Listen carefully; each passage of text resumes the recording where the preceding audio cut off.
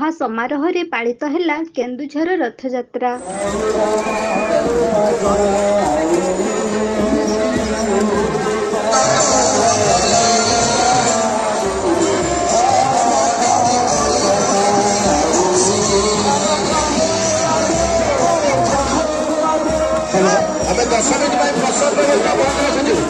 केन्दुझर रथयात्रा एक प्रसिद्ध रथयात्रा। ଏହି ରଥଯାତ୍ରାକୁ ଦେଖିବା ପାଇଁ ଯେ କେବଳ କେନ୍ଦୁଝର ଜିଲ୍ଲାର ଭକ୍ତମାନେ ରଥଯାତ୍ରା ଦେଖିବାକୁ ଆସନ୍ତି ତାହା ନୁହଁ, ଜିଲ୍ଲା ବାହାରୁ ତଥା ରାଜ୍ୟ ବାହାରୁ ମଧ୍ୟ ଏହି ରଥଯାତ୍ରାକୁ ଦେଖିବା ପାଇଁ ଆସିଥାନ୍ତି। ବିଶ୍ୱର ସର୍ବବୃହତ୍ ରଥ ଏହି କେନ୍ଦୁଝର ରଥଦାଣ୍ଡରେ ଗଡ଼ୁଥିବା ଯୋଗୁଁ ଏହି ରଥଯାତ୍ରାରେ ଲକ୍ଷ ଲକ୍ଷ ଶ୍ରଦ୍ଧାଳୁ ଆସି ରଥଯାତ୍ରା ଉପଭୋଗ କରିଥାନ୍ତି। ଏଥରକ ରଥଯାତ୍ରାରେ ବର୍ଷା ବାଧକ ସାଜିଥିବା ବେଳେ ଶ୍ରଦ୍ଧାଳୁମାନଙ୍କୁ ବର୍ଷା ଅଟକାଇ ରଖିପାରି ନଥିଲା।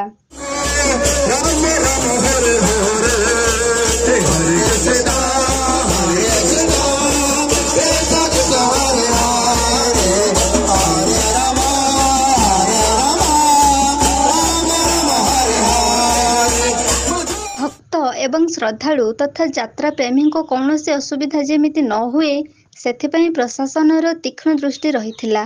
ସମସ୍ତଙ୍କ ସୁବିଧା ପାଇଁ ବିଭିନ୍ନ ସଂଗଠନ ମଧ୍ୟ ଅଣ୍ଟା ଭିଡ଼ି ରଥ ପଡ଼ିଆରେ ରହିଥିବା ବେଳେ ପୋଲିସର ଛାଉଣି ରଥଯାତ୍ରାର ଶାନ୍ତି ବାତାବରଣ ସୃଷ୍ଟି ହୋଇଥିଲା। ପହଣ୍ଡି ବିଜେଠାରୁ ଆରମ୍ଭ ଠାକୁରଙ୍କୁ ଦର୍ଶନ କରିବା ପର୍ଯ୍ୟନ୍ତ ଭକ୍ତ ଯେମିତି ଅସୁବିଧାର ସମ୍ମୁଖୀନ ନ ହୁଅନ୍ତି ସେଥିପାଇଁ ପୋଲିସ ପ୍ରଶାସନ ସଜାଗ ହୋଇ ରହିଥିଲା। ରଥଯାତ୍ରାରେ ପ୍ରସାଦ ସେବନ ଏକ ମୁଖ୍ୟ ହୋଇଥିବା ବେଳେ ମାଗଣା ପ୍ରସାଦ ସେବନର ବ୍ୟବସ୍ଥା ମଧ୍ୟ କରାଯାଇଥିବା ଯୋଗୁଁ ଶ୍ରଦ୍ଧାଳୁ ସୁବିଧାରେ ପ୍ରସାଦ ପାଇପାରିଥିଲେ।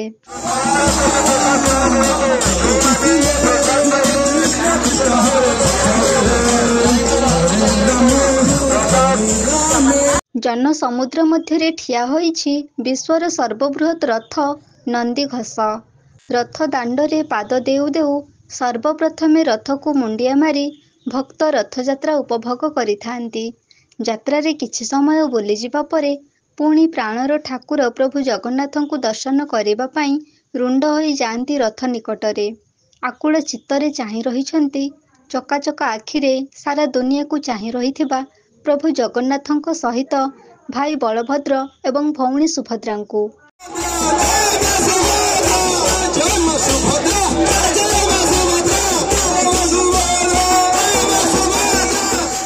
ଜନଗହଳି ପୂର୍ଣ୍ଣରେ ଆରମ୍ଭ ହୋଇଯାଇଛି କେନ୍ଦୁଝରର ରଥଯାତ୍ରା। ଲକ୍ଷ ଲକ୍ଷ ଶ୍ରଦ୍ଧାଳୁଙ୍କ ଗହଳିରେ ସଭା ପାଉଛି କେନ୍ଦୁଝର ରଥ ପଡ଼ିଆ। ବର୍ଷାର ପ୍ରଭାବ ସହିତ ଗରମ ଲାଗି ରହିଥିବା ଯୋଗୁଁ ଭରସା ପରିବାର ତରଫରୁ ଦହିପଣା ଦେବାର ବ୍ୟବସ୍ଥା କରାଯାଇଥିବା ବେଳେ ଆନନ୍ଦ ମନରେ ଦହିପଣା ପିଇ ଆଶ୍ୱସ୍ତି ଲାଭ କରୁଛନ୍ତି ଶ୍ରଦ୍ଧାଳୁ। ଅନ୍ୟ ବର୍ଷ ଅପେକ୍ଷା ଏ ବର୍ଷ କେନ୍ଦୁଝର ରଥଯାତ୍ରା ଭିନ୍ନ ଭିନ୍ନ ଲାଗୁଥିଲା ବେଳେ ବର୍ଷାର ପ୍ରଭାବ କିଛିଟା ସମସ୍ୟା ସୃଷ୍ଟି କରିଥିଲା। କେନ୍ଦୁଝରରୁ ବାସୁଦେବ ସିଂଙ୍କ ସହିତ ଦେବାନନ୍ଦ ମହାନ୍ତଙ୍କ ରିପୋର୍ଟ, ଏବି ନ୍ୟୁଜ୍।